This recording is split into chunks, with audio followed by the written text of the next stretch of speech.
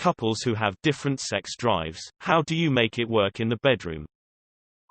Scheduled fornication. Every Tuesday and Saturday is happy day, usually in the evenings after the kids have gone to bed. It might appear boring, but it is surprisingly calming. There are no surprises, but there are also no nagging, resentment or expectations, at least for us. It's business time. That's why they call them business socks. I am always up for it. He is not. I just have sex when he wants to. He has, however, showed me the magical world of masturbation and has bought me several wonderful machines who will do the job when he's unable. It's pretty neat. Talk a lot to each other. I end up settling for HJs quite often, but that tides me over and honestly keeps me really happy, especially given I know she's doing it to make me happy, 'cause she cares. And then I make sure I more than pay her back when I catch her in a situation where she is in the mood. On top of that, the fact we're open about things means I don't feel any more I did when things first sort of slowed down, like she's not interested in it or me, or that I'm doing something wrong. Communication. We just recently decided to go with divorce. Sucks, but is what it is. This is a fantastic question. I have an incredibly high sex drive and my boyfriend has an incredibly low one. If one of us is in the mood but the other is not, we usually masturbate together. This either one turns him on and we go at it, or two satisfies me enough to wait for the next time he is in the mood. The only real rule is that we do this together and help in whatever way we can. The other thing we do is make sure to communicate a lot about sex and what we like and how we're feeling. If I make a move and he isn't in the mood, he will be 100% honest about being tired or whatever, and then he offers to help me get off. Again, thankfully for us, that usually gets him going then too, haha. After lots of communication, we've realized that she doesn't enjoy it as much because she gets caught up in her thoughts and is too worried that I'm not enjoying it. This completely ruins it for her. I've found that she enjoys it the most when we've had a few beers or are just waking up. These are the times that her brain isn't quite firing on all cylinders yet. So she wants it and enjoys it without getting into her own head. She's also Catholic, so there is some inherent guilt built in there. Wife and I solved this by getting into S&M. She sleeps and I masturbate.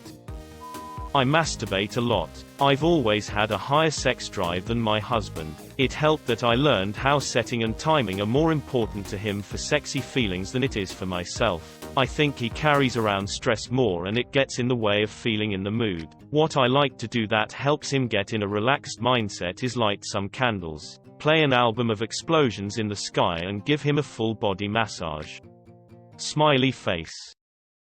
I make an appointment. After 34 years it's the way it is. Meeting request. Sweet sweet lovin'. Friday at 8:45 p.m. Little late to the party, but I have went through this recently. My wife and I went through a rough patch around sex. The key thing for us was me realizing she has responsive desire. For the most part, she never thinks about sex until she is being stimulated. This means a couple things. I always initiate. I have to work for it, so to speak. What I mean by to is dropping subtle hints throughout the day. When I get home from work, I'll do the dishes, rub her feet, etc., and drop hints of making love later, like a hug behind her when she is cooking. I thought my wife hated sex, but it turns out she likes it, but only in the moment, so to speak. Keep working at it, and it will get better if they want to compromise with you. If they are not attentive to your needs, do not be afraid to speak up and let them know it's a huge deal it is to us high drive partners. Let them know what the stakes are. I am not doing dishes for sex. I am trying to be an attentive husband who tries to do an equal share of work and responsibility around the house. Of course there are times we have sex and I haven't done a thing around the house, or just been in a bad mood all day, and vice versa. My wife has a job where she works on her feet 12 hours a day, so you know what? Helping around the house is the right thing to do, and by default, makes her more relaxed at night, which leads to sex more than it doesn't. It works for us, so you can keep your red pill comments and PMs to yourselves. Not everyone is in a relationship where both people are high libido and sex happens 5 times a day no matter what.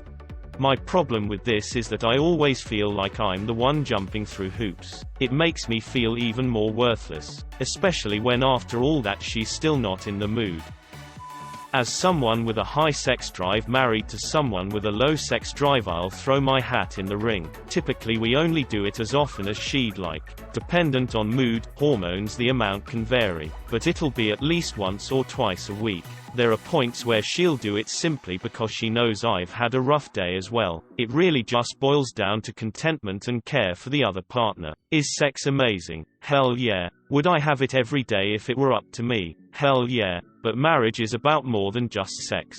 And building a life together with my wife is amazingly satisfying. I try to respect what her body is telling her so that when she is ready we can have mind-blowing sex that is successful for both of us. She tries to respect my body by engaging with me even when she doesn't feel like it. Mutual love and respect is how we make it work. Over 5 years together and 2 years married, and I wouldn't change it for the world. In regards to what qualifies as a low sex drive, if it were up to my wife she would probably have sex once or twice a month. But because she realizes it is something important to me we end up doing it more often. Also, for those of you who would kill to have sex once or twice a week, I offer my sincerest condolences and wish the best for you. I was in no way trying to make light of your situation.